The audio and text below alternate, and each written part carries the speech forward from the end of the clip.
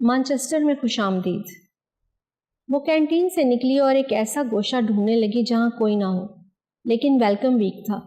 University میں ایسا رش تھا جیسے 14 اگست کو لاہور مال پر ہوتا ہے، خاص کر چمن اور ایگل چوک کے پاس۔ خیر وہ سبزے پر بیٹھ گئی اور منہ نیچے کر کے رونے لگی۔ آج اس کا پہلا دن تھا تو وہ بہت اہتمام سے تیار ہو کر آئی تھی۔ اس نے مسکارا بھی لگایا تھا اور آئی لائنر بھی۔ میک اپ کے نام پر وہ یہ دو چیزیں زیادہ استعمال کرتی تھی۔ کافی دیر تک وہ سوں سوں کرتی رہی۔ اس کا مسکارا پھیل گیا اور آنکھیں رگڑنے سے آنکھوں کے آس پاس اوپر نیچے سیاہی پھیل گئی۔ اس کے پاس ٹشو نہیں تھا۔ اپنے سفید دوپٹے سے وہ صاف کرنا نہیں چاہتی تھی۔ انگلیوں سے جتنی آنکھیں صاف کر سکتی تھی اس نے کر لی، لیکن چہرے پر کافی سیاہی پھیل چکی تھی اور وہ عجیب مضحکہ خیز سی لگ رہی تھی۔ پر اب اسے پرواہ بھی نہیں تھی کہ وہ اچھی لگ بھی رہی ہے یا نہیں۔ جی بھر کے رونے کے بعد وہ اٹھی۔ ایک اسٹوڈنٹ اس کے پاس سے گزر رہا تھا جسے اس نے اشارے سے روکا۔ مجھے جاب چاہیے، آنکھوں کو رگڑتے اس نے کہا۔ جاب؟ میرے پاس جاب نہیں ہے۔ پاگل، مجھے جاب چاہیے، کیسے ملے گی؟ اس نے اپنا غصہ اس پر اتارنا چاہا۔ اوہ، مجھے تو ابھی خود ڈھونڈنی ہے، کہہ کر وہ چلا گیا۔ 3-4 اور ایسے ہی نمونوں سے ملتی وہ ایک جگہ جا کر کھڑی ہو گئی اور آس پاس موجود دوسرے اسٹوڈنٹس کو دیکھنے لگی۔ وہ بہت تیزی سے آ رہے تھے، جا رہے تھے، ہنس رہے تھے، باتیں کر رہے تھے، کہے لگا رہے تھے۔ وہ سب بہت خوش اور پرجوش تھے۔ ان سب کے چہرے دمک رہے تھے۔ وہ 40,000 اسٹوڈنٹس میں بلکہ یونیورسٹی کی تاریخ میں پہلی لڑکی ہوگی جو ایسے ایک طرف کھڑی مزید رونے کی تیاری کر رہی تھی۔ وہ اپنے سنہری وقت کو برباد کر رہی تھی۔ چپ کھڑی سب کو دیکھتی رہی۔ پھر اسے خیال آیا کہ اسے بھی چلنا پھرنا چاہیے، اور ایک دم اسے یاد آیا کہ اسے اپنا اسٹوڈنٹ کارڈ بنوانا ہے۔ ہو سکتا ہے وہ کارڈ صرف آج کے دن ہی بنے اور آج ہی نہ بنوانے پر اسے اس یونیورسٹی سے نکال دیا جائے۔ وہ پرجوش اسٹوڈنٹس کے ریلے میں شامل ہو گئی اور اونگو بونگو کی طرح منہ اٹھا کر چلتی رہی، گھومتی رہی ایک سے دوسرے کیمپس، جیسے وہ کسی تاریخی عمارت کا جائزہ لینے آئی ہو، پڑھنے نہیں۔ آپ کچھ ڈھونڈ رہی ہیں یقیناً۔ گہرے جامنی یونیورسٹی رنگ کی شرٹ پہنے اور آسک می مجھ سے پوچھنے کا بورڈ ہاتھ میں لیے وہ خود ہی اس کے قریب آیا تھا۔ 2-3 بار اس کے قریب سے گزری تھی، بلکہ وہ کئی اور آسک می کے پاس سے گزری تھی۔ مجھ سے پوچھیے، میں آپ کی مدد کروں گا۔ او اچھا، آسک می کا بورڈ وہ اس لیے گھوم رہا تھا۔ اس کا خیال تھا کہ وہ کسی ویب سائٹ کی پروموشن کر رہا ہے۔ مجھے اسٹوڈنٹ کارڈ بنوانا ہے، یہ کہتے وہ اس کی بیجا لمبی ناک کو دیکھنے لگی۔ ویل، یہ تو بہت ہی آسان ہے، اس نے ہاتھ کے اشاروں اور زبان کے کلام سے بتایا کہ کہاں جانا ہے۔ مجھے بالکل سمجھ نہیں آئی۔ امراہ نے کندھے اچکا کر ایسے کہا جیسے اس کی کارکردگی کو انتہائی فضول کا خطاب بس دینے ہی والی ہو، اور سمجھ اسے اس لیے نہیں آئی تھی کہ وہ اس کی لمبی ناک کی بناوٹ کو سمجھنے میں مصروف تھی۔ یہاں چلی جائیں۔ اب اس نے اس کے ہاتھ میں ایک نقشہ دیا، اس پر ایک جگہ سرخ دائرہ لگایا۔ آپ کا دن اچھا رہے۔ وہ مسکرانے لگا اور ایسا کرتے اس کی لمبی ناک پھیل سی گئی۔ اب وہ پھر سے اس کی ناک کو دیکھنے لگی۔ کچھ اور پوچھنا ہے؟ وہ جزبز ہوا۔ یقیناً وہ جان گیا تھا کہ وہ اس کی ناک کو گھور رہی ہے۔ اب وہ ہاتھ میں پکڑے نقشے کو دیکھنے لگی۔ اسکول کی نصاب کی کتاب کے نقشے کے علاوہ یہ اس کے ہاتھ میں آنے والا پہلا نقشہ تھا جو کسی عمارت کا تھا، اور وہ دعوے سے کہہ سکتی تھی وہ اس نقشے کو استعمال کر کے بھٹک تو کئی بار سکتی تھی، لیکن اصل مقام پر 50ویں کوشش پر بھی نہیں پہنچ سکتی تھی۔ مزید کسی سے کوئی لیکچر نہ سننا پڑے، وہ آرام سے نقشہ لے کر بھٹکتی رہی۔ اسے ایک اور ڈر بھی تھا کہ کہیں دائم نوال وغیرہ اس کے پیچھے نہ ہو کہ دیکھیں یہ اپنے کام کر بھی پاتی ہے کہ نہیں۔ ادھر ادھر گھومتے 3-4 بار لمبی ناک والے آسمینوں سے نوٹ کیا۔ آپ جا کیوں نہیں رہی؟ نقشہ دینے والا اس کے پاس آیا۔ مجھے راستہ ہی نہیں مل رہا۔ میں نے نشان لگایا تو ہے، بورڈز پڑھتی جائیں اور چلتی جائیں۔ آپ مجھے چھوڑ آئیں۔ ہیں؟ اس کی دونوں آنکھیں کچھ زیادہ ہی پھیل گئیں۔ امراہ کا انداز ہی ایسا تھا کہ بھائی ذرا مجھے میری دوست کے گھر تک تو چھوڑاؤ۔ ایک بار پھر اس نے ہاتھ سے اشارے کر کے اسے سمجھایا، یہاں سے دائیں، پھر سیدھا، پھر تھوڑا سا بائیں، اس طرف۔ مجھے نہیں سمجھ آ رہی، آپ مجھے چھوڑ آئیں، مجھے ڈر لگ رہا ہے۔ ڈر؟ اس بار وہ بیچارہ ایسے حیران ہوا جیسے اس کا کوئی مردہ رشتہ دار اس کے سامنے آ کر کھڑا ہو گیا ہو۔ کیسا ڈر؟ آج ہالووین نہیں ہے، مجھے ان سب سے ڈر لگ رہا ہے۔ اس نے آس پاس چلتے پھرتے ہر قوم و نسل کے لڑکے لڑکی کی طرف اشارہ کر کے کہا۔ راہ کی طرف اچنبھے سے دیکھتے رہنے کے بعد اس نے ایک کہا لگانا ضروری سمجھا، پھر واکی ٹاکی نکال کر بولنے لگا، جارج سنو، ایک ہندوستانی لڑکی، پاکستانی، اس کی بھویں تنگی، جارج ایک Pakistani, blue and white, dark blue shirt اور white dupatta, dark blue shirt and white dupatta میں آئے گی، اور اسے پلیز آگے سے آگے ریفر کرتے جانا اور اسے اسٹوڈنٹ کارڈ کاؤنٹر تک پہنچا دینا۔ ریفر کیوں کرنا ہے؟ اتنا وقت کس کے پاس ہے؟ جارج کی آواز اس نے بھی سنی۔ اسے ڈر لگ رہا ہے، لمبی ناک والے نے سنجیدگی سے کہا۔ ڈر؟ کیا مذاق ہے یہ؟ وہ سنجیدہ ہے، بالکل سنجیدہ۔ یا یونیورسٹی میں اعلان کرا دو کہ سب تھوڑی دیر کے لیے یونیورسٹی کو خالی کر دیں تاکہ وہ اسٹوڈنٹ کارڈ بنوا سکیں۔ تم سن رہے ہو جارج؟ جارج یقیناً سن رہا تھا کیونکہ اس کا بلند و بانگ کہتا امراہ نے سنا تھا۔ حد ہے، کوئی اسے سمجھ کیوں نہیں رہا آخر؟ اس طرف چلتی جائیں، اگلے آسمی کو اپروچ کریں۔ اس نے دائیں طرف اشارہ کیا۔ وہ دائیں طرف چلی گئی اور ایک آسمی کے پاس جا کر کھڑی ہو گئی۔ وہ اس کی طرف دیکھنے لگا کہ جو پوچھنا ہے وہ پوچھو، میں آپ کی کیا مدد کر سکتا ہوں؟ اس نے خود ہی پوچھ لیا، یعنی یہ وہ جارج نہیں تھا جسے اسے اپروچ کرنا تھا۔ مجھے اسٹوڈنٹ کارڈ بنوانا ہے۔ ٹھیک ہے، یہ لیں، یہاں چلی جائیں۔ اس نے بھی نقشے پر سرخ دائرہ لگا کر اسے دیا۔ مجھے نقشہ نہیں چاہیے۔ تو انتظامیہ نے ابھی تک ایئر بس کا انتظام نہیں کیا یہاں؟ وہ طنزاً ہنس بھی نہ سکا۔ اف، کتنی تیز زبانیں تھیں ان سب کی۔ مجھے وہاں تک چھوڑائیں۔ چھوڑاؤں؟ میں؟ کیوں؟ آپ کو آسانی سے راستہ مل جائے گا۔ ویسے میں آپ کو بتا دوں، میں آسک می ہوں، ڈراپ یو نہیں۔ کیا اس خوبصورت انسان کو کسی نے نہیں بتایا تھا کہ ایسے طنزاً باتیں کرتے وہ بالکل اچھا نہیں لگتا؟ نہیں مل رہا نا راستہ؟ اس نے آسمی کو دادا ہی سمجھ لیا تھا جو اس کے لاڈ اٹھاتے نہیں تھکتے تھے۔ سب اپنے اپنے راستے ڈھونڈ رہے ہیں، آپ کو بھی مل جائے گا۔ سب تیز ہیں، چالاک ہیں، مکار ہیں، میں نہیں ہوں، میں ڈرپوک ہوں۔ اس نے روانی سے اردو میں کہا اور خاموش ہو گئی، اور صرف کندھے اچکائے کہ بس نہیں مل رہا۔ سب ذہین ہیں، ذمہ دار ہیں، پڑھے لکھے ہیں، اور خاص طور پر اپنی مدد آپ کے قائل ہیں۔ جواب اردو میں آیا۔ اس نے جھٹکے سے سر کو اٹھا کر اس انگریز کو دیکھا جس کی گہری بھوری آنکھیں تھیں اور سفید سرخی مائل رنگت تھی، اور بڑے بڑے کان تھے، کچھ زیادہ ہی بڑے کان تھے۔ اس کا واکی ٹاکی بولا، بلو شرٹ، وائٹ دوپٹہ، پاکستانی، نظر آئے تو پلیز آگے ریفر کریں۔ میں تھک گئی ہوں چلتے چلتے، مجھے بھوک بھی لگی ہے، مجھے کتنا اور آگے ریفر کریں گے؟ یہ آپ کا پہلا دن ہے؟ جی۔ آپ پہلے دن ہی تھک چکی ہیں؟ آسک می کا بورڈ پکڑے یہاں کھڑے، یہ میرا تیسرا دن ہے، میں ابھی تک نہیں تھکا۔ آپ لڑکے ہیں، آپ جیسی لڑکیاں بھی نہیں تھکتی۔ اس نے دور کھڑی ایک لڑکی کی طرف اشارہ کیا جو بورڈ لیے کھڑی تھی اور پھرتی سے اسٹوڈنٹس کی رہنمائی کر رہی تھی۔ آپ ہم سے کچھ بھی پوچھ کر ہم پر احسان نہیں کریں، بلکہ ہم کر رہے ہیں، آپ نہیں، ہم تھکے ہیں۔ ہمیں اس کام کے پیسے نہیں ملیں گے، ہم یہ بورڈ لے کر رضاکارانہ خدمات پیش کر رہے ہیں۔ آپ ایک باس کی طرح ہم پر حکم نہیں چلا سکتی۔ تھک گئی ہیں تو سینما جا کر بیٹھ کر ٹام اینڈ جیری دیکھیں، آپ کی تھکن اتر جائے گی۔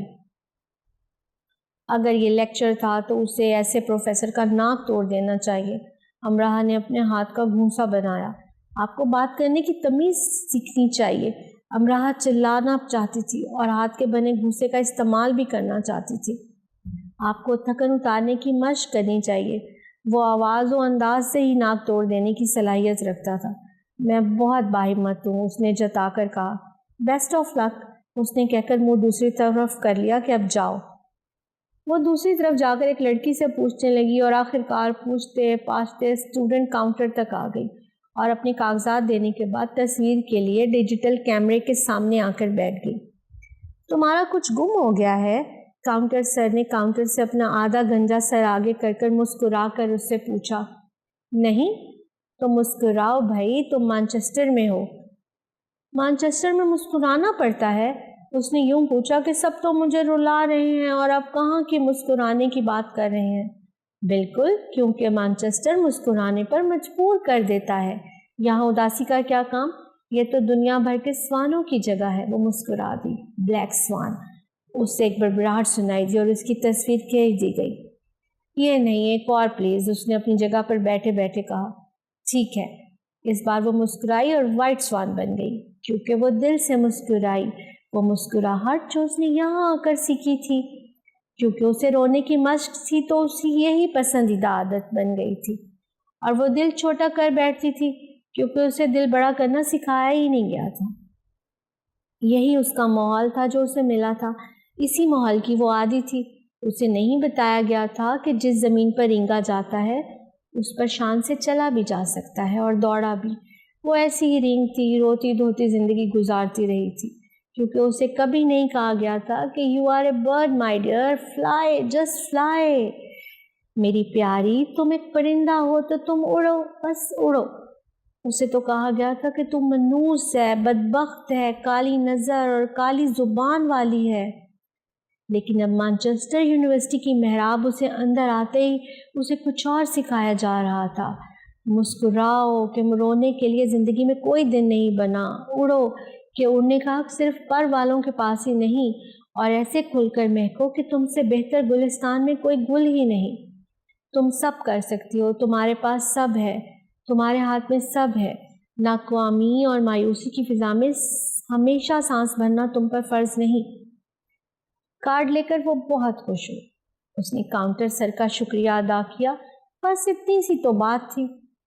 اس کی سمجھ میں آ گیا کہ اس درسگاہ کو دنیا کی بڑی درسگاہوں میں کیوں شمار کیا جاتا ہے۔ اس درسگاہ نے اسے پہلے دن ہی رینگنے سے چلنا سکھا دیا، ذمہ داری، خود اعتمادی، آگے بڑھ کر پا لینے کی صلاحیت عطا کر دی تھی۔ ہاتھ میں کارڈ لے کر وہ اپنی مسکارا پھیلی آنکھوں کو دیکھنے لگی اور ہنس پڑی۔ وہ پرجوش تھی، کچھ بھی نہیں ہوا تھا۔ اگر وہ بدصورت لگ بھی رہی تھی تو کیا؟ یہاں دماغ والوں کو سلوٹ کیا جاتا ہے، خوبصورت چہروں کو نہیں، اور دماغ کو کام پر لگانا کچھ ایسا مشکل بھی نہیں تھا۔ سب آسان تھا، سب، کچھ بھی دور نہیں، سب پاس تھا، دونوں ہاتھوں کی دونوں مٹھیوں میں تھا۔ ڈپارٹمنٹ سے نکل کر وہ باہر آ گئی۔ دن روشن تھا اور ہلکی ہلکی ہوا چل رہی تھی۔ اس کے بال لہرانے لگے۔ اس نے اپنے بیگ کا اسٹیپ لمبا کیا اور اسے دوسرے اسٹوڈنٹ کی طرح کراس کر کے پہن لیا اور اعتماد کے ساتھ چلنے لگی۔ امرہ واحد گولڈ میڈل لینے کے لیے دوڑ میں پوری جان سے شامل ہو چکی ہے۔ تماشائیوں کی خالی نشستوں پر اسے کسی صورت نہیں بیٹھنا۔ اس کے نام کی نشست اب وہاں کبھی نہیں ہوگی۔ مانچسٹر امرہ واجد کو خوش آمدید کہتا ہے۔ آکسفورڈ روڈ پر وہ سیدھی چلتی جا رہی تھی۔ صبح اس نے وہ منا سا ناشتہ کیا تھا اور اب اسے بھوک لگی تھی، لیکن وہ کھانا کھانے نہیں جا رہی تھی، نوکری تلاش کرنے کے لیے جا رہی تھی۔ یونیورسٹی کے اندر کی طرح باہر بھی اسٹوڈنٹ کی بہت رونق لگی تھی۔ کچھ دور ذرا آگے سڑک کے اس پار اسے چرچ نظر آیا۔ اس کا دل چاہا کہ اندر جا کر دیکھے چرچ کو۔ پھر وہ اپنی سائٹ پر چلتی رہی۔ اب 2 سال یہیں رہنا تھا تو وہ سب دیکھ لے گی۔ اگر نوکری کا انتظام نہ ہوا تو 1 ماہ بعد ہی واپس جانا پڑے گا۔ سڑک ختم ہو گئی، لیکن اسے کوئی ایسی جگہ نظر نہ آئی جہاں وہ نوکری کی بات کر سکتی۔ سڑک کے سامنے دوسری طرف اسے عبدالہادی حلال فوڈ کی دکان نظر آئی۔ سڑک پار کر کے وہ اس دکان میں آئی۔ اس کی ٹانگیں کانپ رہی تھیں، بھلے سے کانپتی رہتی۔ اس نے اندر جا کر کاؤنٹر بوائے سے بات کی۔ اس نے سلیقے سے اسے بتایا کہ فی الحال وہاں اسے نوکری نہیں دی جا سکتی۔ کیا کچھ دن بعد دی جا سکتی ہے؟ 2 ہفتوں بعد؟ نہیں، شاید 1 سال بعد، جب میں یہاں سے چھوڑ دوں گا۔ وہ اگلے اسٹور پک اینڈ کلک میں گئی۔ وہ کمپیوٹر اسٹور تھا اور وہ کمپیوٹر ریپیئرنگ کے بارے میں یقیناً نہیں جانتی تھی، اور ظاہر ہے اسے نوکری نہیں دی گئی، جبکہ اسی اسٹور پر دوسری لڑکیاں کمپیوٹر ریپیئرنگ کا کام کر رہی تھیں۔ انہی اسٹورز اور دکانوں کے عین سامنے سڑک پار کر کے مشہور برگر اور پیزا کے چھوٹے چھوٹے ریسٹورانٹ کھلے تھے۔ وہ وہاں بھی گئی اور زیادہ خود اعتمادی سے گئی، اور اب اس کی صرف دل کی دھڑکن تیز تھی، لیکن شام تک نہ اس کے دل کی دھڑکن تیز رہی، نہ ٹانگوں میں کپ کپاہٹ۔ صرف زبان میں تیزی رہی، جو ہر ریسٹورانٹ، دکان، اسٹور میں جاتے ہی تیزی سے چلنے لگتی۔ وہ تھک گئی تھی لیکن رکی نہیں۔ اسے بھوک لگی تھی لیکن پیسے بچانے کے لیے اس نے باہر سے کچھ بھی لے کر نہیں کھایا، اور اس سے بھی بڑھ کر اس نے یہ کام کیا کہ اس نے سائیکل چلانے والی ایک لڑکی سے لفٹ مانگی اور کاغذ پر لکھے ہوئے پتے کو لڑکی کے آگے کیا۔ میں تمہیں مین روڈ تک لے جا سکتی ہوں، آگے تم پیدل چلی جانا، اس نے کہا۔ اب سائیکل پر بیٹھتے اسے قطعاً ہنسی نہیں آ رہی تھی۔ اس کے پیٹ میں بھوک کی وجہ سے بل پڑ رہے تھے لیکن اسے رونا نہیں آ رہا تھا۔ وہ اداس یا غمزدہ بھی نہیں تھی، وہ خود کو بیچاری بھی محسوس نہیں کر رہی تھی۔ صبح انہی کھلی روشن قدیم عمارات سے گھری سڑکوں سے آتے ہوئے بھی وہ امراہ واجد ہی تھی، اور انہی سڑکوں سے پھر گزرتے ہوئے بھی وہ امراہ واجد ہی رہی۔ تبدیلی ظاہر میں نہیں باطن میں آئی تھی، اور کافی سے زیادہ آ چکی تھی، کافی سے زیادہ آنے والی تھی۔ گھر آئی تو اس کا لنچ کاؤنٹر پر رکھا تھا اور گھر میں کوئی بھی نہیں تھا، سب اپنے اپنے کام پر جا چکی تھیں۔ اس نے لنچ کو رات کے کھانے کے طور پہ کھا لیا اور منہ ہاتھ دھو کر تازہ دم ہو کر سو گئی۔ 2 گھنٹے بعد وہ اٹھی تو کتابیں پڑھنے لگی۔ رات کو وہ ایک ایک کر کے آتی گئیں اور سوتی گئیں، لیکن وہ جاگ کر پڑھتی گئی۔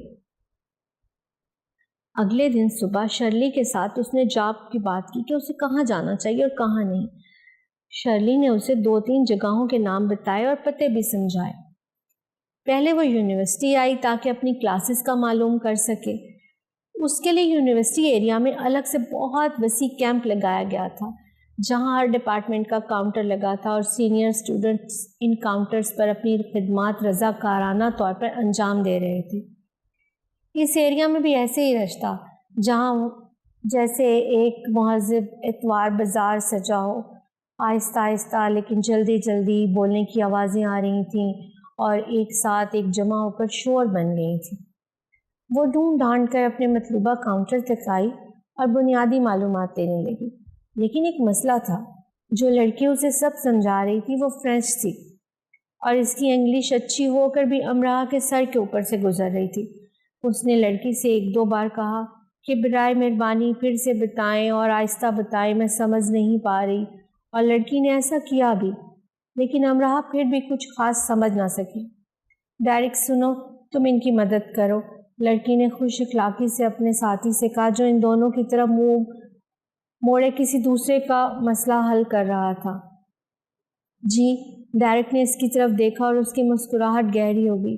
یہ وہی آسمی کا بوٹ پکڑنے والا لمبی ناک والا تھا۔ اس سے پہلے کہ امراہ کچھ بولتی، اس نے اپنی ناک کو ایک دوسرے ہاتھ سے چھپا لیا۔ امراہ کا دل چاہا واقعی اس کی ناک پر اپنے ہاتھ میں پکڑی موٹی فائل دے مارے۔ یہ انسان یقیناً اس کا کوئی مشہور زمانہ مذاق بنا دے گا جو ساری یونیورسٹی میں مشہور ہو جائے گا۔ فرمائیے، میں آپ کو کیسے ڈرا سکتا، معذرت چاہتا ہوں، آپ کی کیا مدد کر سکتا ہوں؟ ناک بدستور اس نے بائیں ہاتھ سے چھپا رکھی تھی۔ امراہ نے کاغذ اس کی طرف بڑھایا جس پر اس کے مضمون لکھے ہوئے تھے۔ اس نے پڑھ کر دوسرے کاغذ پر کم از کم 15 منٹ لگا کر اچھی خاصی تفصیل کے ساتھ سب کچھ لکھ دیا۔ کلاس کے اوقات کار، ٹیچرز کے نام، مزید مدد کے لیے اسی کی جماعت کے 2-3 ہم جماعتوں کے نام، ان کی رہائش کے پتے۔ پھر اس نے نقشہ نکالا اور اس پر سرخ دائرہ لگایا۔ یہ آپ کا ڈپارٹمنٹ ہے، اسے اس کا ڈپارٹمنٹ دکھا لاؤ، اس نے فرینچ لڑکی سے کہا۔ لڑکی نے اچنبھے سے اسے، پھر ڈیرک کو دیکھا اور پھر امراہ کے کچھ کہنے سے پہلے ہی پوچھ لیا، کیوں؟ یہ خود چلی جائے گی نا؟ نہیں، یہ خود نہیں جاتی، اسے ڈر لگتا ہے۔ امراہ نے ڈیرک کے ہاتھ سے کاغذ جھپٹ لیا۔ ڈیرک کے کہکہے نے دور تک اس کا پیچھا کیا۔ خدا تمہاری ناک اور لمبی کرے، آمین، امراہ نے بد دعا دی۔ وہ دعا کر رہی تھی کہ پہلے دن جو لوگ اسے ملے ہیں ان سے دوبارہ اس کی ملاقات نہ ہو۔ ایک لڑکی اس کے پاس سے گزری اور ایک دم سے رک گئی۔ کوئی مدد چاہیے؟ ساتھ ہی اس نے امراہ کے ہاتھ میں پکڑا کاغذ لے لیا۔ یہاں جانا ہے نا؟ میں ابھی یہیں سے آ رہی ہوں، بلکہ پھر سے وہیں جا رہی ہوں، آ جاؤ میرے ساتھ۔ وہ خواری سے بچ گئی اور اس کے ساتھ ساتھ چلنے لگی۔ وہ اسے ڈپارٹمنٹ تک چھوڑ گئی۔ اس نے اپنی کلاسز دیکھ لیں اور اوقات کار بھی۔ اپنی کلاسز دیکھ کر اسے خاصی خوشی ہوئی، وہ اس کی سوچ سے زیادہ خوبصورت تھی۔ یونیورسٹی سے نکل کر وہ پیدل ہی پھر سے نوکری کی تلاش میں لگ گئی۔ لیکن یہ کام تو مشکل ہی بنتا جا رہا تھا. یونیورسٹی سے بہت زیادہ دور وہ نوکری کر نہیں سکتی تھی. اس طرح اس کا بس کا کرایہ لگتا اور اس کی بچت مشکل سے ہو پاتی. اس کی کلاسز شروع ہو گئیں لیکن کام نہیں ملا. اسے پریشانی یہ تھی کہ اگر وہ کام نہ ڈھونڈ سکی تو پھر سے دائم کا لیکچر سننا پڑے گا. گو کہ وہ اپنی جگہ ٹھیک تھا لیکن وہ اپنی جگہ غلط نہیں تھی. انتھک کوشش کر رہی تھی.